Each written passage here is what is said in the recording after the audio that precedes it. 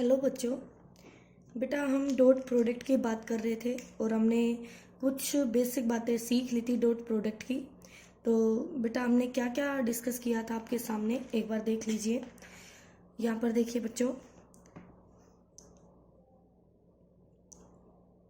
आपने यहाँ तक देखा था कि अगर ये एक वेक्टर है और उसका डॉट बी वेक्टर के साथ लिया जाए तो उसका मैग्नीट्यूड फर्स्ट का सेकंड का magnitude cos of theta, theta is the smaller angle between A vector and B vector. ठीक है बेटा। फिर अभी तक हमने यही वाली फॉर्म सीखी है इसकी। उसके बाद अगर हमें वेक्टर कार्टेशियन कोऑर्डिनेट की फॉर्म में गिवन हो, यानी ए एक्स आई कैप प्लस ए वाई जे कैप प्लस ए जेड के कैप एंड बी वेक्टर भी ऐसे ही गिवन हो, उसकी कंपोनेंट बी एक्स आई कैप प्लस बी वाई जे कैप प्लस बी जेड के कैप। तो बेटा हम इनका डॉट प्रोडक्ट कैसे करेंगे? तो हम करेंगे A vector dot B vector equal to, यहाँ पर ए वेक्टर फिर डॉट और यहाँ पर बी वेक्टर। तो हमने लिखा ए एक्स आई कैप प्लस ए वाई जे कैप प्लस ए जेड के कैप, और यहाँ पे लिखेंगे बेटा बी एक्स आई कैप प्लस बी वाई जे कैप प्लस बी जेड के कैप। ओके बेटा। और आपको ये बता चुके हैं कि यहाँ पर देख लीजिए थोड़ा सा, ये हम डिस्कस कर चुके हैं कि आई डॉट आई हमारे पास 1 आएगा, यानी कि जो वेक्टर अपने खुद के साथ डॉट लेगा उसके मैग्नीट्यूड का स्क्वायर होता है। और आई डॉट जे 0 और आई डॉट के आपका 0 होगा। ठीक है। क्यों? क्योंकि ये आई और जे एक दूसरे के परपेंडिकुलर है और 90 डिग्री एंगल बनाएंगे तो कोस 90 हमारा 0 होता है। तो बेटा यहाँ से जब हम इस वाली टर्म को बारी बारी इन तीनों से मल्टीप्लाई करेंगे तो ये सिर्फ हमें आई वाले के साथ वैल्यू देगी, तो हमें सिर्फ ए एक्स बी एक्स मिलेगा और आई का डॉट आई के साथ 1 हो जाएगा, उसको हम नहीं लिखेंगे। ठीक है। फिर जब हम इसको बाकी के साथ मल्टीप्लाई करेंगे, जे और के साथ इसका डॉट लेंगे तो ये हमें 0 देगा, तो ये 0 और ये 0। ठीक है। अब बारी आएगी सेकंड डिजिट की, इस वाले की। तो ए वाई जे कैप आई के साथ 0 देगा बेटा और जे के साथ 1 देगा, तो ये 0 प्लस फिर हमें मिलेगा ए एक्स बी ए वाई बी वाई और जे के का भी डॉट 0 आएगा। ओके। इसी तरह से जब हम थर्ड का करेंगे इन तीनों के साथ तो के का डॉट आई और जे के साथ 0 आएगा बेटा, और लास्ट में आपकी यहाँ भी प्लस लगेगा, और लास्ट में जो आपकी टर्म है उसका ए जेड बी जेड हमें रिजल्ट मिलेगा।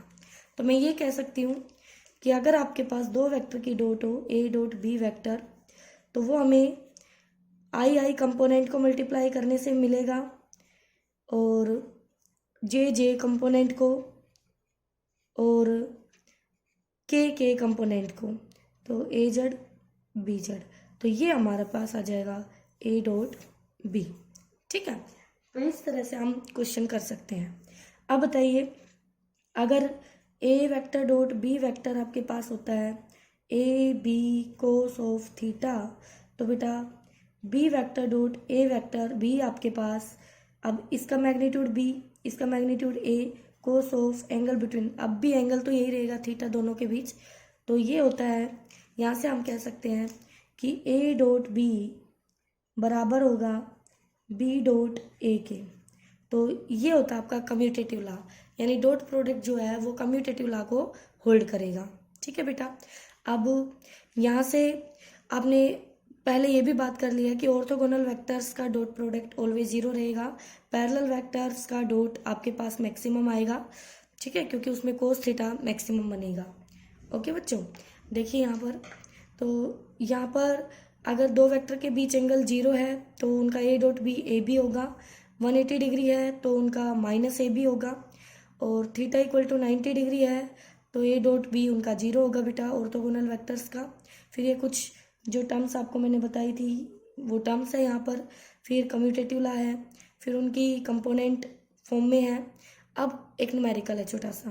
न्यूमेरिकल क्या कह रहा है, मैं कोई भी एग्जांपल ले लूँ, ज़रूरी नहीं है यही, तो मैं अपनी तरफ से एक एग्जांपल ले लेती हूँ। मैंने ए वेक्टर ले लिया 2i cap plus J cap minus 3k cap, और बी वेक्टर ले लिया बेटा i cap minus J cap minus k cap. ठीक है, तो यहाँ से फाइंड, ये कहता है find A vector dot B vector, इन दोनों का डॉट निकालिए। तो करिए बेटा, A vector dot B vector equal to A की value 2i cap plus J cap minus 3k cap dot B की value i cap minus J cap minus k cap. Okay बेटा, तो आई वाले आपस में मल्टीप्लाई होंगे 2 इंटू 1, तो ये हो गया 2 इंटू 1। जे वाले आपस में प्लस 1 इंटू माइनस 1, और के वाले आपस में -3 -1। तो बच्चों देखिए 2 यहाँ -1 और यहाँ +3, तो ये हो गए 5 - 1 4। This is your answer. तो दो वेक्टर की डॉट हमें एक स्केलर टर्म मिली, इसलिए हमने इस प्रोडक्ट को स्केलर प्रोडक्ट भी कहा है। ठीक है बेटा, उसके बाद देखिए क्वेश्चन, कुछ क्वेश्चन डिस्कस किए गए हैं आपके लिए, तो उनमें क्या कह रहा है। सबसे पहले तो यहाँ पर एक फॉर्मूला बताया गया आपको, जो फॉर्मूला स्केलर प्रोडक्ट पर बेस्ड है। कैसे, इसमें ध्यान से देखिए, वर्क डन जो है वो इस स्केलर टर्म है, और वर्क डन फोर्स और डिस्टेंस से हमें मिलता है, इनकी मल्टीप्लाई से। और फोर्स भी एक वेक्टर क्वांटिटी है और डिस्प्लेसमेंट भी एक वेक्टर क्वांटिटी है। तो फिर जो फोर्स और डिस्प्लेसमेंट है उनको अगर क्रॉस करेंगे तो वो वेक्टर देगा, लेकिन हमें स्केलर चाहिए, तो यहाँ पर कौन सी प्रोडक्ट होनी चाहिए, डॉट। तो वर्क डन हमें मिलेगा फोर्स और डिस्प्लेसमेंट का डॉट करने से। ठीक है बेटा, अगली ये भी दो आपकी प्रॉपर्टी है, देखिए ध्यान से। अगर ए डॉट बी प्लस सी हो, डिस्ट्रीब्यूटिव बोलते हैं इसको, तो ए का बी के साथ अलग से डॉट हो जाएगा, और फिर ए का सी के साथ अलग से डॉट, और फिर हम इनको ऐड कर सकते हैं, तो ये दोनों बराबर होते हैं। यहाँ पर ए प्लस बी का डॉट उसी के साथ हो तो वही प्रॉपर्टी फॉलो करता है बेटा। तो पहले आप 1 बाई 1 ए का डॉट ए के साथ, फिर ए का डॉट बी के साथ, फिर बी का डॉट ए के साथ, अलग अलग पे ऑपरेशन ऑपरेट करेंगे डॉट, और बी का डॉट बी के साथ। तो ए डॉट बी यहाँ पर 2 टाइम्स आ रहा है, देखो बी डॉट ए है, तो ये कम्यूटेटिव, ये आपका कम्यूटेटिव होता है, तो बी डॉट ए को ए डॉट बी लिख सकते हैं। तो हम इसको 2a डॉट बी यानी 2ab cos थीटा लिख लेंगे, इसी को लिखा है बेटा मैंने ये। ठीक है, और ए का डॉट ए के साथ ए स्क्वायर बन गया, बी का डॉट बी के साथ बी स्क्वायर बन गया। ओके बच्चों, अब देखिए बेटा नेक्स्ट क्वेश्चन में क्या कह रहा है, find the angle between the vectors. A vector दे दिया I cap plus 2 J cap minus K cap, और बी वेक्टर दे दिया minus I cap plus J cap minus 2k cap, और हमें कहता है एंगल निकाल के बताइए इन दोनों वेक्टर के बीच का एंगल क्या होगा।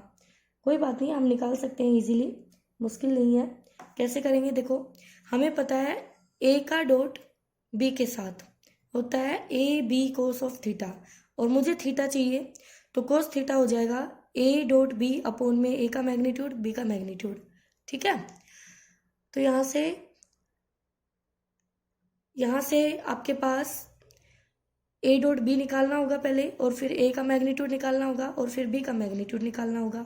तो पहले ए डॉट बी निकालते हैं हम, दोनों की वैल्यू पुट की, और डॉट आई वाले कंपोनेंट आपस में मल्टीप्लाई, तो -1, जे वाले +2, और के वाले -+2, तो ये आ गया आपका 3।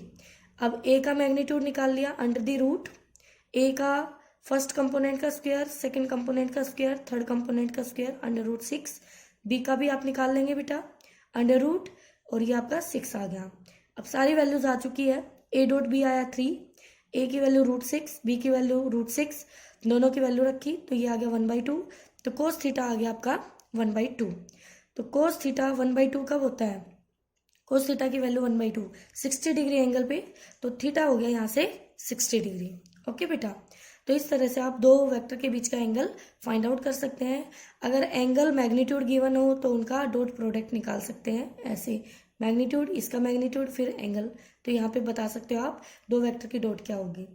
नेक्स्ट देखिए बच्चों, कहता है prove that A vector and B vector are perpendicular to each other. तो हमें पता है दो वेक्टर की डॉट अगर जीरो आ जाए तो वो दोनों वेक्टर क्या होंगे, परपेंडिकुलर होंगे, क्योंकि दो वेक्टर जब परपेंडिकुलर होते हैं तो उनकी डॉट हमेशा जीरो आती है। तो बताओ बेटा, ए वेक्टर गिवन है, बी गिवन है, दोनों का डॉट ले लिया हमने, तो आई वाले के कंपोनेंट मल्टीप्लाई किए जे वाले के, और के यहाँ मिसिंग है, तो बेटा आप खुद से जीरो जे कैप के कैप ले लेंगे, तो जीरो को 3 से तो जीरो आ जाएगा, 2 - 2 0।